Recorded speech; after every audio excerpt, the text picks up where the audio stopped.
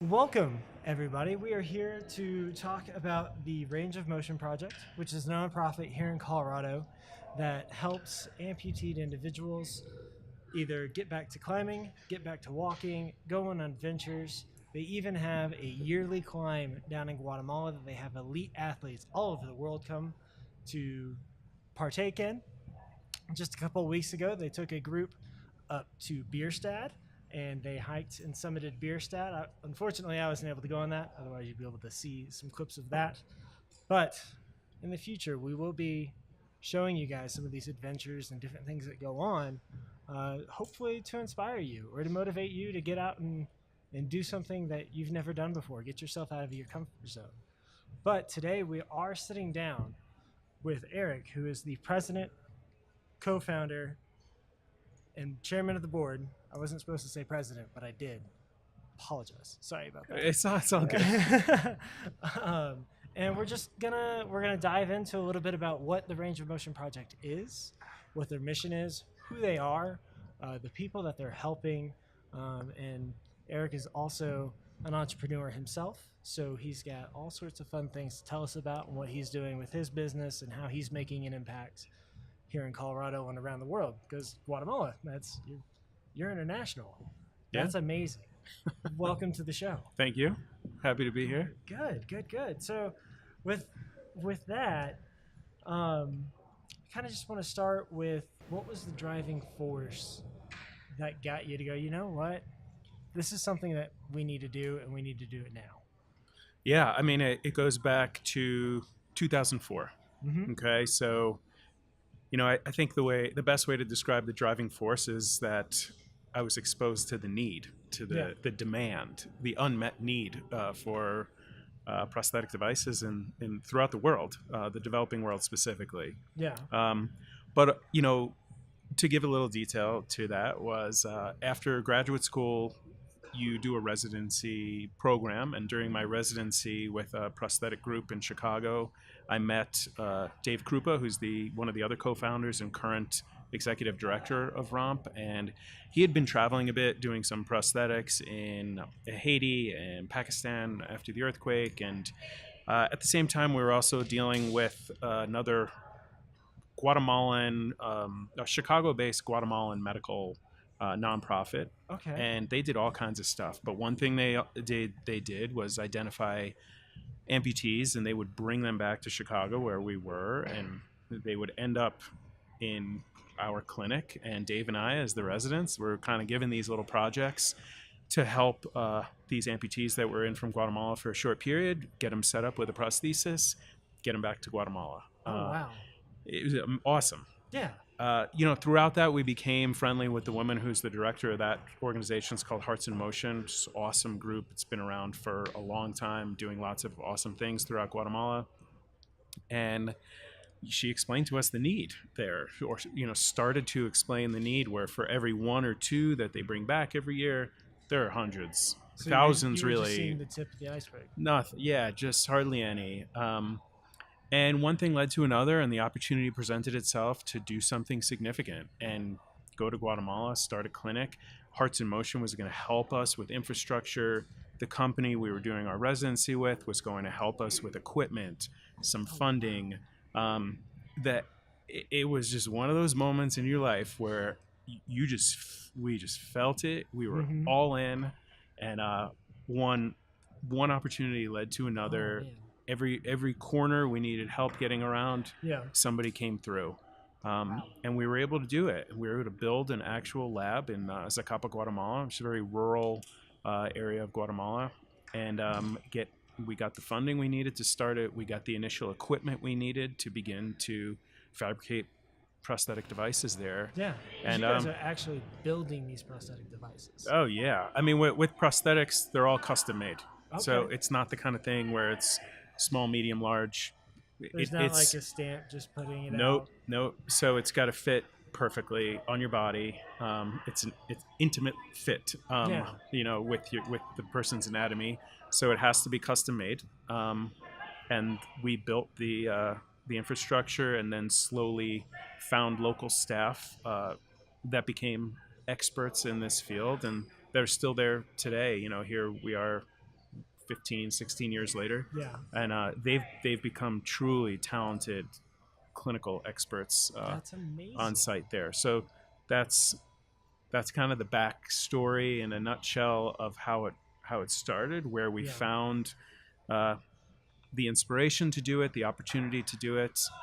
Dave went on to live there for a period of time, Wow. and really dove into it and committed to training personnel, really making sure the community knew this was not a parachute operation where we're coming in, doing some stuff and Yeah. leaving. With prosthetics, it's you've got to have very aggressive follow up and be very comprehensive. Yeah. And we were committed to that, to a sustainable operation.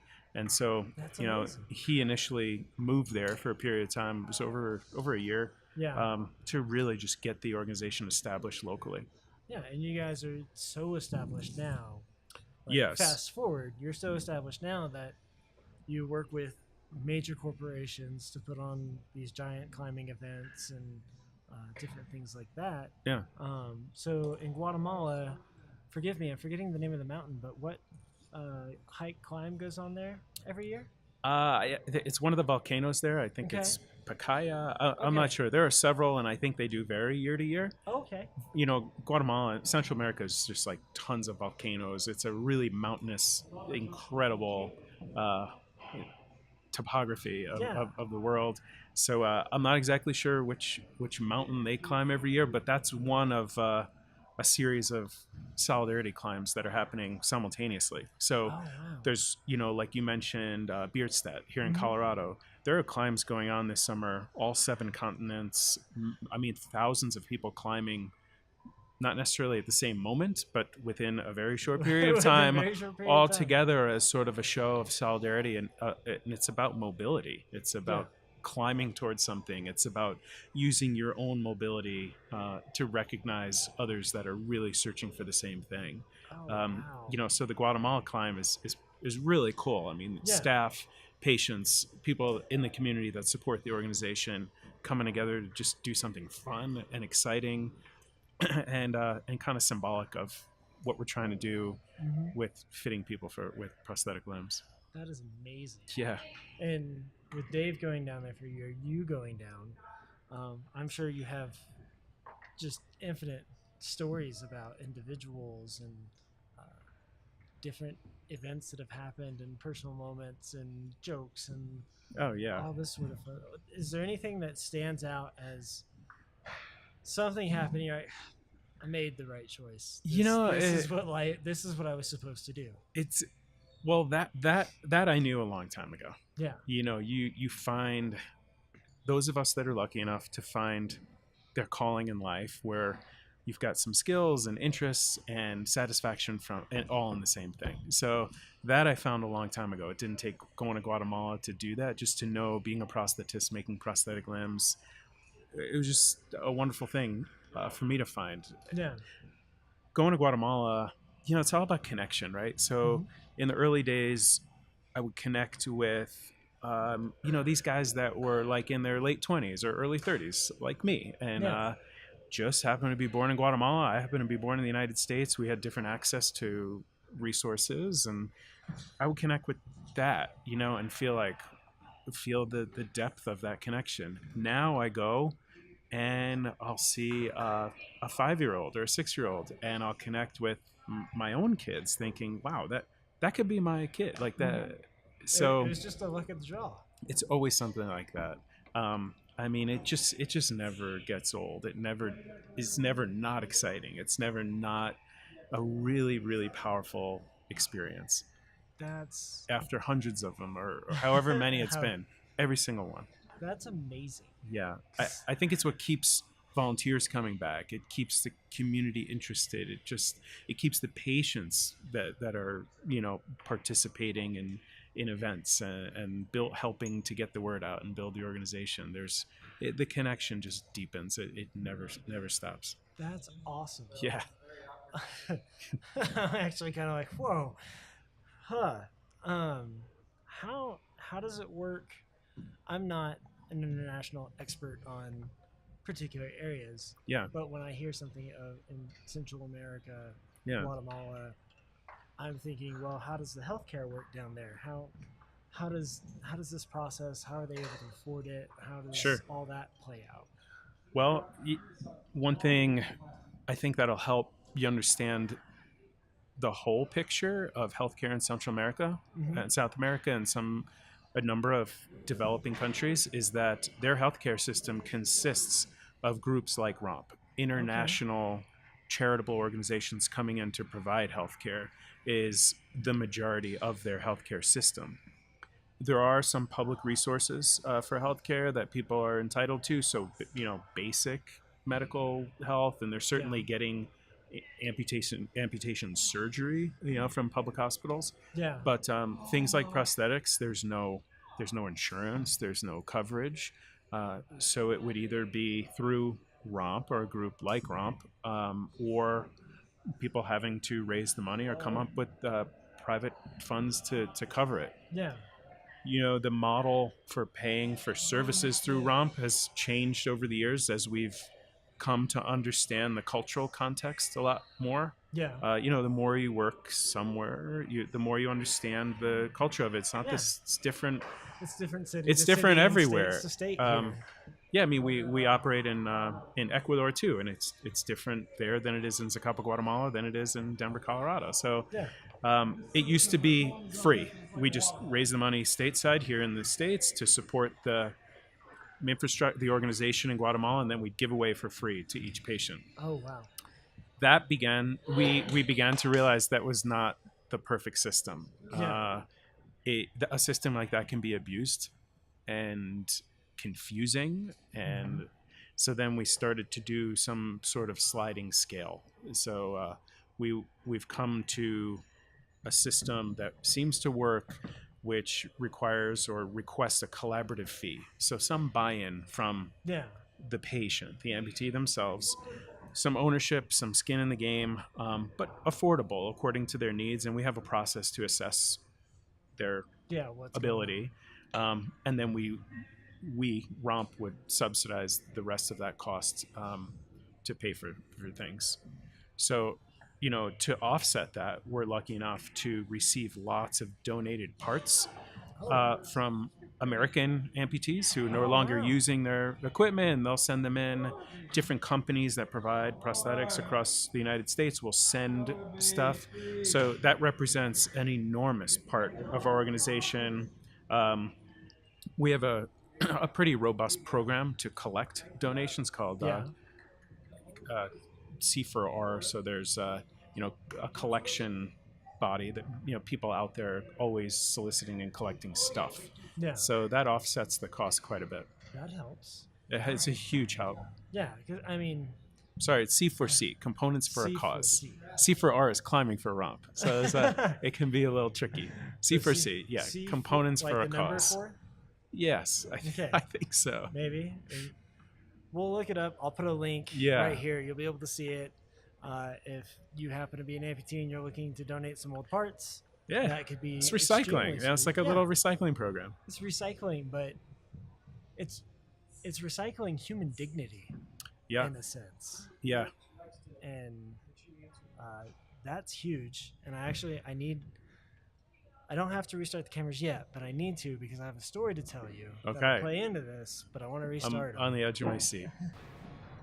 So as I was saying, I have a story to tell you. Okay. I'd mentioned earlier when we were just talking before we started that I had done events, in automotive events in Texas and all that sort of fun stuff. They were actually charitable events that I put together, so we'd have several thousand people come out for a car show. We'd pay the cost of the car show, pay the volunteers, and they weren't volunteers at that point, but pay for people helping out, all that sort of fun stuff, and then we'd donate the rest of the money to the Scottish Rite Hospital for Children, Nice. which is sounds like you're probably aware. It's a hospital that Yeah, they takes care of kids Yep. for free, so just what you're talking about and the way that you guys operate is very close and near and dear to my heart. So I appreciate that. I appreciate that. And then, so we have the simultaneous climbs. What was the moment that you learned that prosthesis was for you? Like, what is it that draws you to that? Because it's a very Well, niche thing. yeah, it's tight, tiny little field, right? Um, I really like to make things and build things and take things apart and use tools and to do anything, you know. Yeah.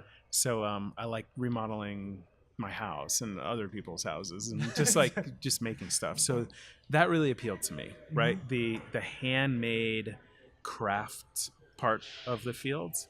Mhm. And once I was exposed to the other side of it, which is taking care of people and having a purpose and improving someone's life, uh, that just feels good. That just feels right. And so combining those two, it really just made so much sense. And the Yeah. first time I was exposed to it, really, I knew right away that this is for me. This is what I want to do. Um, and then taking that to these places that have so little resources and people really um, don't have access to these things just deepens that purpose level. Yeah. It just Um, it gets deeper day by day. in this life you get what you give. It's like life is looking in a mirror. You just kind of get what you give, and so You're I get a speaking my lot out of language. it. It's like everybody wins in the equation. Mhm. But I feel really lucky to have found such a gratifying field and found great partners along the way, like Dave and Josh, who's the other guy who we started this all together with, and made something I think a lot more significant and sustainable than we ever really imagined. And so I don't know, it gives you hope, it gives you inspiration for the other parts of your life, and it's certainly been a wonderful part of my life. That's awesome. And just to back up a little bit, one of my favorite phrases is "karma is practical." Okay, If you're I like doing it. good things, it's Yeah, practical to continue to do good things because that's going to come back to you. yeah. I I mean, That's a good one. I've built 3 businesses now, and my motto has always been just treat people right. Just treat people Yeah, right. you just do the Just right thing. do the right thing, whether everybody's looking or whether everybody's not, and it'll come back. And it sounds like you've been doing what needs to be done and what's right by people for a very long time It's been a while. now. Yeah, Hey, it's been a minute. I didn't even think about it that yeah, way. I know. The years go by quick. They do. They do. And in addition to starting a clinic in Guatemala and Ecuador, and do you guys have a clinic here in Denver? Well, we don't have a brick and mortar clinic, but we have a program Yeah. throughout the country. It's called Romp USA, where we see amputees that are in need of prosthetic services without access to, that don't have the resources to cover themselves or access Yeah. to insurance. Um, we do see quite a few here in Denver, quite a few in Chicago, and then throughout the country, we're kind of building a network of Romp USA providers Okay, cool. to be able to just provide care where it's needed. Yeah. Yeah. And I mean, just to really kind of paint this picture in people's minds, these are individuals who have been potentially maimed and dismembered from horrible, terrifying accidents. Do you guys work with vets as well, or do they normally Vets get would taken not care of by the fall VA? within. Yeah, exactly. So Yeah, they wouldn't necessarily qualify for Romp yeah, care based on our philosophy and our bylaws. There are certain criteria to meet, and if you have access to, if you're a veteran, you have VA care, which is yeah, excellent. Um, Most American citizens have access to prosthetic services that are very good, yeah. adequate Really, at a I did not minimum. know that. Oh yeah, I mean even here in Colorado, Medicaid covers prosthetics very very adequately, and um, it's generally people that are here without citizenship Mhm. who really fall within the criteria to receive Romp care. So, Romp is an organization that's not political, not religious. We're sort of not interested in other circumstances except you need a prosthesis, and that's where we come in. Yeah, So, we have kind of a certain philosophy about that. The patients themselves, yeah, there's a variety of reasons you end up as an amputee. Certainly, car accidents, motorcycle accidents, agricultural farming type machinery is sort of a big one. Diabetes is probably the biggest though. vascular, any Okay. number of vascular diseases, but diabetes the big one. Huh. Yeah. Walk me through that a bit. So diabetes is an epidemic in the world, throughout the world, but Yes. in the United States included. And with diabetes, your circulation decreases, your sensation at the same time decreases. So you step on a tack, you don't feel it because your circulation is poor. It doesn't heal very well. It Hmm. becomes infected. Sometimes you don't even know. To complicate matters, uh, your retinas are also affected by diabetes. So diabetic retinopathy affects your ability to even see. So even if you Oh couldn't wow. feel the wound in your heel, you look in a mirror and you can't even see it. So it's just everything going against you. And basically, a simple injury like that gets just Infected and just snowballs gets worse and into worse and worse. catastrophic to the point where the limb needs to be amputated. And so that's the vast majority of amputations throughout the world are due to diabetes. Wow. And the feet are the furthest from your heart, and so Yeah. the circulation is the worst, and that's why it starts with toes and then the foot, then up the leg, and Oh um, wow. yeah, so that it, and crazy thing about that scenario is that diabetes, at least diabetes type 2, in a lot of cases is preventable Mm-hmm. through education and nutrition. And so this sort of epidemic of diabetes and amputations relating to diabetes is preventable in a lot Oh of wow. cases. Yeah. Yeah. Holy cow. Yeah, here we I are. had Awareness. no Yeah, this is like idea. raising awareness right here. It is. Oh my gosh. I Uh-huh. never knew that. I've Yeah, got family members who are fighting I do diabetes too. and have to Yeah. deal with that. Yeah. And I mean, and it's type 2 and all that sort of fun stuff. So I'm just like, wow. Yeah, Okay. have to be vigilant and careful and preventative, and people need to be looking at the bottoms of their feet, things you Mm-hmm. don't think about, but every single day. People lucky enough to have spouses or kids taking care of them, but people on their own, there are lots of ways to do it. So that's where the need is is That's where the need developed. is. Wow. Yeah. Okay. Yeah. Mind um, blown just a little bit here. yeah, that's a biggie. That's amazing. Uh-huh. I never would have imagined. Um, okay, so moving on a bit from that, even though I know my mind is blown, everybody else's mind is blown. They had no idea. Um, you also run your own business here in the area, I do. and that is also in the realm of prosthesis. Yeah. So with Romp, I act as the kind of liaison between the board of directors and the staff. So Dave is the executive director, but he has a staff of people. So that's become my role with Romp. But as a volunteer, I've Yeah, always had a volunteer role with Romp back to 2004 or five. yeah. I've had a variety of positions within prosthetic companies, but most recently, I really saw a need for mobile prosthetic care, seeing people in their homes. So, it's like chicken and egg. You're disabled. It's hard to be active. It's hard to get to appointments because you're disabled. In the other positions I had, I saw a huge no-show rate. People wouldn't show up, and it wasn't because they forgot or were lazy. It was It's because they because couldn't get there. they couldn't get out of the house, and it's expensive to get out of the house. Somebody's taking a day off, or you have to hire someone to get you there if you don't have your own car, and whatever. There's a variety of reasons. There was a very high no-show rate, and I feel like the solution is just to go to their house, to go see them. And so I started a company here, a practice. It's called Agile Orthopedics, and we operate out of Sprinter vans that are outfitted to see people in their homes or nursing homes or hospitals, wherever they are, to provide comprehensive service, and they never need to go see anybody in any kind of facility. So it's a concierge convenience type of service that we provide, and it's awesome. People appreciate it. I like the connection and being able to offer that level of service, seeing people in their homes. I think healthcare in general is moving that Mm-hmm. direction. Um, Patient value based systems where people are really looking for value and convenience, and I'm happy to provide that, and it's been very gratifying and a lot of fun, honestly. That is absolutely amazing. I Thanks. just the again, we were talking before we started the episode. I truly believe that right now is the best time to be alive, because if you want to do something, you can do it. You can do it. And you have helped build an amazing organization in Romp. You guys are changing lives, literally. I can't even imagine.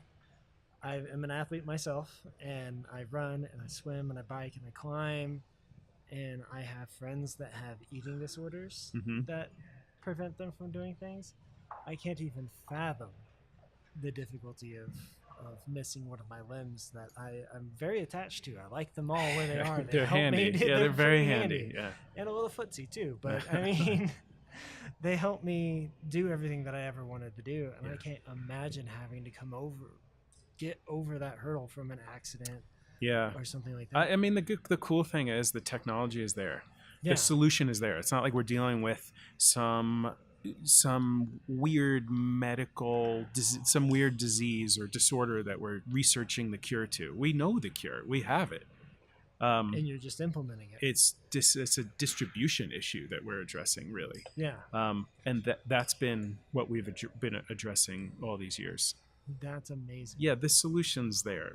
The technology has caught up for just about every level of amputation. There's some pretty good technology available that will get somebody back to the things that are really important to them. That's amazing.